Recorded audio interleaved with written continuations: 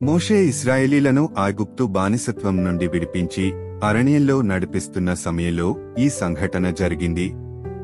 కోరహు అనే వ్యక్తి లేవీ గోత్రానికి చెందినవాడు.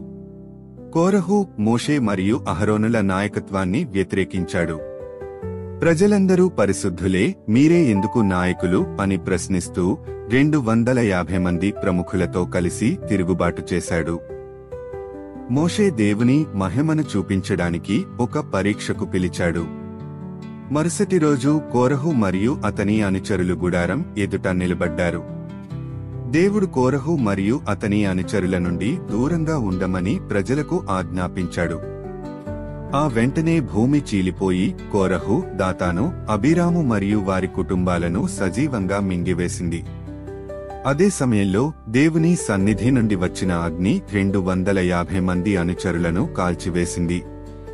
కోరహు నుండి మనం నేర్చుకోగల ముఖ్యమైన పాఠాలు: గర్వం మరియు అసూయ దేవుని అధికారానికి వ్యతిరేకంగా మనల్ని తిరుగుబాటుకు నడిపిస్తాయి. చెడ్డ స్నేహాలు మనల్ని కూడా శిక్షకు గురిచేస్తాయి. దేవుని తీర్పు కఠినంగా ఉంటుంది, కానీ దేవుని కృప గొప్పది. కోరహు కుమారులు బ్రతికారు, వారు తరువాత దేవుని సేవ చేశారు. ఈ పాఠాల ద్వారా మనం దేవునికి విధేయంగా, వినయంగా ఉండాలని నేర్చుకుంటాం.